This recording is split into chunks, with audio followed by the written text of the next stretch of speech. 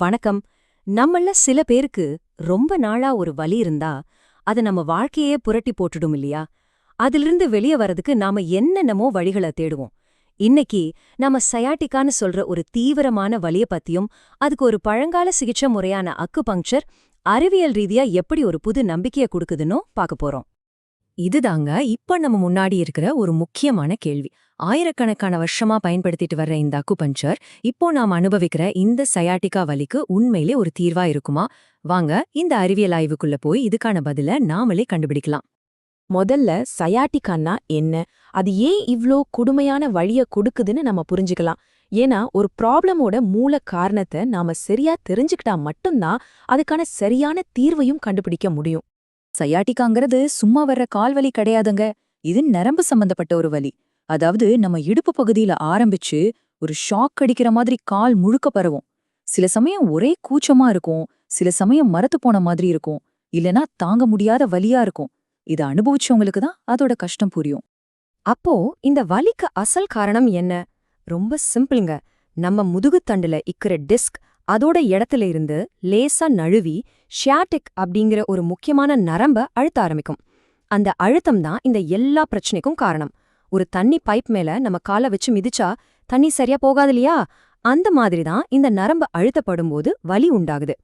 சரி, இந்த மாதிரி வலி வந்தா பொதுவா மக்கள் என்னென்ன சிகிச்சைகள் எடுத்துக்குவாங்கன்னு இப்ப பார்க்கலாம். ஒருவேளை நீங்க கூட இதுல சில விஷயங்களை முயற்சி செஞ்சு பார்த்திருக்கலாம். உடற்பயிற்சி செய்யறது, ஸ்ட்ரெச்சிங் பண்றது, சூடு இல்லனா ஐஸ் ஒத்தடம் கொடுக்கறது, நல்ல ஓய்மெடுக்கிறது, இது எல்லாம் தான் முதல்ல டாக்டர் சொல்ற பொதுவான சிகிச்சைகள்.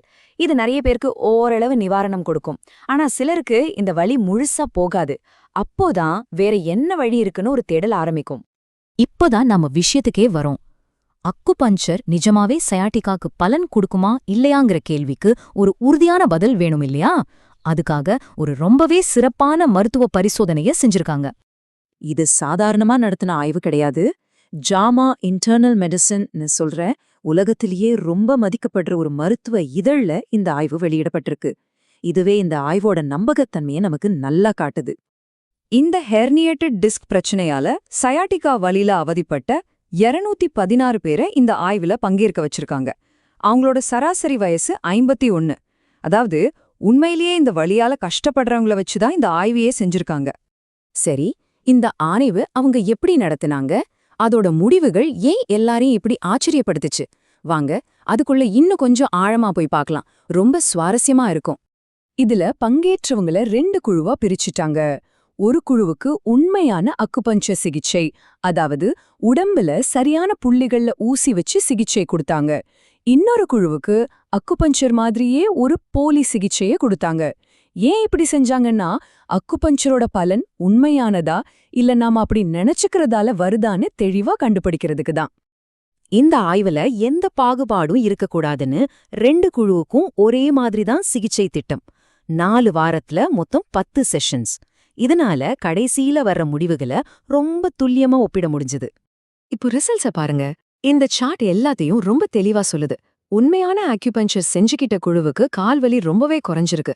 அவங்களால முன்னை விட நல்லா நடமாட முடிஞ்சிருக்கு. ஆனா அந்த போலி சிகிச்சை எடுத்துக்கிட்ட குழுவுக்கு அந்த அளவுக்கு முன்னேற்றம் இல்ல.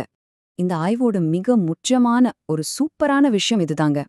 அக்யூபஞ்சர் மூலமா கிடைச்ச அந்த நிவாரணம் சும்மா கொஞ்ச நாளைக்கு இல்லாம 1 வருஷம் வரைக்கும் நீடிச்சிருக்குன்னு கண்டுபிடிச்சிருக்காங்க.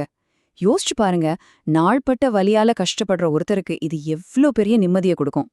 சரி, இந்த அறிவியல் கண்டுபிடிப்புகள்லாம் நல்லா தான் இருக்கு. ஆனா இதனால நமக்கு என்ன பிரயோஜனம்? சயாட்டிகா வலியிலிருந்து விடுபடணும்னு நினைக்கிற ஒருத்தருக்கு இந்த ஆய்வு சொல்ற செய்தி என்ன?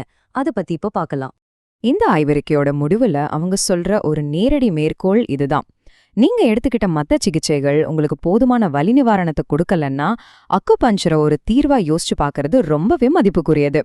நம்ம இதிலிருந்து எடுத்துக்க வேண்டிய முக்கியமான விஷயம் என்னன்னா, ஒருவேளை சயாட்டிகா வலிக்கு அக்யூபஞ்சர் முதல் சிகிச்சையா இருக்காது. ஆனா நீங்க முயற்சி செஞ்ச மத்த சிகிச்சைகள் எதுவும் வேலை செய்யாத பட்சத்துல இது நிச்சயமா நீங்க யோசிக்க வேண்டிய ஒரு சக்தி வாய்ந்த புது வழி. இறுதியா ஒரு கேள்வியோட இந்த பகுப்பாய்வை முடிக்கலாம். சயாட்டிகாக்கு உதவிய இந்த பழங்கால முறை இதே மாதிரி மக்கள் கஷ்டப்படுற மத்த நாள்பட்ட வியாதிகளையும் குணப்படுத்த ஒரு புதிய வழிய காட்ட வாய்ப்பு இருக்கலையா? நம்ம முன்னோர்களோட ஞானத்தை நவீன அறிவியல் வச்சு சோதிச்சு பார்க்கும்போது இன்னும் என்னென்ன ஆச்சரியங்கள் நமக்கு காத்திருக்கோ நீங்களே சிந்திச்சு பாருங்க.